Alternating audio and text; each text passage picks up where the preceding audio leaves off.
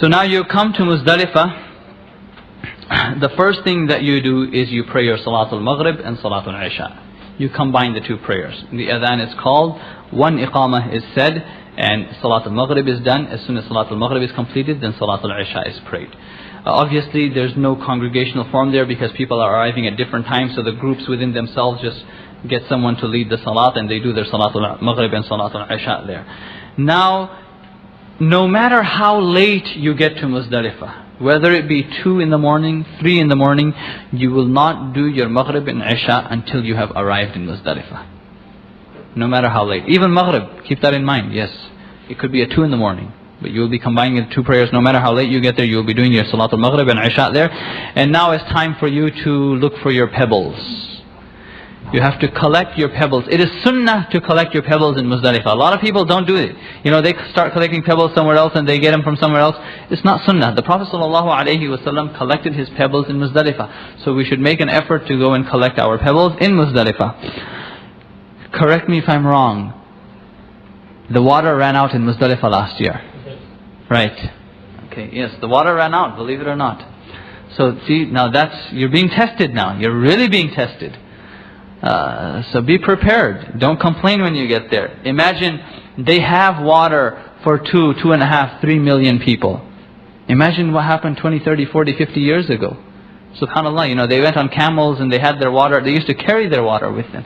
So we shouldn't be complaining. We should only be thanking Allah subhanahu wa ta'ala. So now you will collect your pebbles. It is a little dark. So if you have a flashlight, sometimes it helps. But again, that's extra weight. Your pebbles, they shouldn't be too small, and then they shouldn't be rocks, right? They should be, you know, they should be the size of not a pea but a garbanzo bean. The reason is because if they're very small, and if you're far away, then it doesn't have the weight, it might not go there. But then again, if it's a little bigger, you know, because of the weight and its size, you might be able to make it inside. And if it's very big and you don't make it inside, you just might get someone's head. Right? And a lot of people have usually made Umrah and have made Halaq even before they go for Hajj. So they're all nice and bald. So, you know, you don't want to hit someone on the head. So please be careful. And then, you know, we will get to it, but when you go to throw your stones at the shaitan, don't throw slippers and umbrellas. And people have all kinds of ideas. You know, just that pebble is good enough, don't worry. So now you will gather your pebbles and Muzdalifah. This is where if you have your bed sheet with you or you have a sleeping bag with you, usually it helps. Because the sleeping bag or the mattress that your tour operator has given to you, you usually leave it in Mina. Sometimes you bring it with you, it just depends. But in Muzdalifah there's no place to sleep. So if you arrive there at 1 in the morning, you know, now you need a place to sleep. If you can sleep on the seats of the bus, subhanAllah, you know, that's good, you can get to sleep. Some people don't sleep, but you know, again, it's a test. A lot of the tour operators will ask you to leave Muzdalifah and go to Mina as soon as you arrive into Muzdalifah. They'll give you enough time to pray your Salatul Maghrib, Salatul Isha, to gather your pebbles, and it's 3 in the morning and they say, let us go back to Mina. Now, according to the Ahnaf, to stay from Subh Sadiq until the Tulu', until sunrise, from the time when Salatul Fajr begins until the time when Salatul Fajr ends, is mustahab. But to even stay for a little while within that time, it's wajib. It is wajib. So if you leave Muzdalifah at 2 or 3 in the morning and you don't have a valid excuse, you have left out a wajib, which results in a dam. Right? Unfortunately, many people do certain things wrong and they say, oh, it's only a dam. The reason they say that is because a dam only costs $100. Go and ask someone who converts his rupees or whatever to buy 1 cup of tea, right? You know, tea for them is expensive. 1 riyal is 10 rupees or 11 rupees. For us, 1 riyal is 30 cents. But for that person is 10 of whatever his currency is. Imagine telling him that you have to do a dam. Oh, no. You know, there's no way I'm going to do anything wrong. Now, just because we can easily take out, you know, $100, we think, oh, no problem, I'll give a dam. But we should keep in our minds and our hearts that this is my Hajj and I'm going to do it correctly. I'm going to make sure I go through all the right avenues. I'm not going to take any shortcuts. It is wajib to stay even for a few seconds during that time. So please make sure that you stay in Muzdalifah until the morning. Don't leave Muzdalifah until unless you have a valid excuse. For many people, a valid excuse is having a woman with them. Having a female with them is a valid enough excuse for them to go back to Mina. That's not acceptable. For many people, they have all kinds of so-called valid excuses. You want to do your Hajj correctly. You want to make sure you stay there. If the tour operators go, they go. You know, what's going to happen? What's the worst that could happen? You're going to get lost. Is that all? I mean, really, you know, it really can't get any worse than that. And nowadays, alhamdulillah, they have maps. You can buy, you know, as soon as you arrive at the airport, they start giving you maps. So you can actually open your map. You can actually pinpoint your tent in Mina, and even if you get lost, you can actually find where you live. As soon as it's Salatul Fajr, now it is time for you to go back to Mina. You will return to Mina. This is a big day. This is a difficult day. As soon as you reach Mina, the first thing that you have to do. Now, if you're a Hanafi, if you follow the Hanafi madhab, you have to follow tartib. You have to go accordingly. You have to do one thing after the other. The first thing that you do is you have to go and pelt the shaitan. On the first day, you only pelt the big shaitan. The big shaitan is the last one. When you're walking, it's the first, second, it's the third shaitan. So the first day you only pelt is 7. Right? You have to pelt that shaitan 7 times, and that's the only pelting that you do on the 10th of Dhul Hijjah, the first day of the pelting. The second thing that you have to do is animal sacrifice. You have to do a sacrifice. Especially if you're doing tamattu', and many of us will be doing tamattu', we have to sacrifice an animal.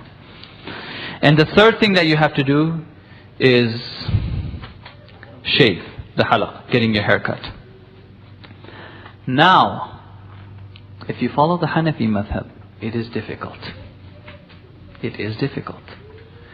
The reason is because you have to make sure that you do your rami first. Which means you have to make sure that your animal sacrifice is not done before you do your rami. And you also have to make sure that your sacrifice, your haircut is done after your animal sacrifice. You cannot do it before your animal sacrifice. Which immediately leaves out the fact to go to the bank and giving them $100 to do your sacrifice for you. Every bank in Mecca and Medina have these big signs outside, and they say they do your animal sacrifice for you, 300 and so many riyals, which equals to something or somewhere close to $100. Difficult scenario. When do you know what time they're going to do your sacrifice? They say that all the sacrifices are done by 10 o'clock. How can you imagine? Well, first of all, how can you imagine that the sacrifice of so many, let's not say millions, but hundreds and hundreds of thousands of people are done by 10 o'clock? Secondly, even, okay, let's say, you know, alhamdulillah, they say that the sacrifice is done by 10 a.m. on the 10th of Dhul Hijjah. Can you guarantee that you will be in Mina before 10 o'clock and do your rami? Because sometimes you might not be able to get to Mina before 10 o'clock and do your rami. Or you might be able to get to Mina, but because you're so tired, you want to relax a little bit, get something to eat, and then go and do your rami. Depending on where you live in Mina, that walk could be 10, 15, 20, 25, 30 minutes. So how can you guarantee that these banks will be doing your qurbani, your animal sacrifice on time? That is why you only have 2 options. Number 1, once you have pelted the shaitan, you go and do your sacrifice yourself. Or secondly, usually you find certain people that live there, don't worry, you come across a lot of these people who usually make sure that they do your animal sacrifice for you. Usually someone in your tour knows someone or somewhere. There's usually certain kind of contacts. You have to ask around. It's not just going to happen. You have to make a little effort. So please make sure. Now, problem. If you don't follow the tartib, if you don't follow the order, dam becomes wajib. Another animal sacrifice becomes wajib upon you. So please make sure you do that on time. You do it accordingly. Now, rami on the first day begins after sunrise. Although it actually begins as soon as the time for Fajr begins, but from the time when Fajr begins until sunrise, it is makruh to do your rami on the first day. It is mustahab to do your rami from tulu', from sunrise until zawal, until the time of dhuhr. And then it is mubah, in other words, it's correct for you to do your rami until the time of Maghrib. And then after Maghrib to the Subh Sadiq of the next day, it is makruh to do your rami. So now you're in Mina, you have arrived Mina, you go and you pelt the shaitan. This is, for many of us, this will be the first time. It's not easy, it is a little difficult. Depends, sometimes you get lucked out, there's no one there, really. The best thing to do is, again, you take the pebble, you say Bismillahi Allahu Akbar, and you throw. There's a very big circle, and then there's a pillar that's coming out in between. You don't have to make sure that your pebble hits the stone pillar. It just needs to go inside that very big circle. It's about the size of, it's very big, so don't worry. But a lot of people, because it's very difficult to get close to it, many people end up doing it from far away. You have to make sure that your pebble went inside. If by mistake you threw 2 in one go, it's only 1. You could take all 7 and throw them, it's only 1. That's only counted as 1. There's a lot of people there. What you want to do is you want to take, before you actually reach, people have different experiences. Now you have a little highway that goes from the top. So you can either pelt the shaitan from the bottom or from the top. I like doing it from the top. It just depends on your personal experiences. Before you kind of get to the crowded area, and then you don't want anything with you.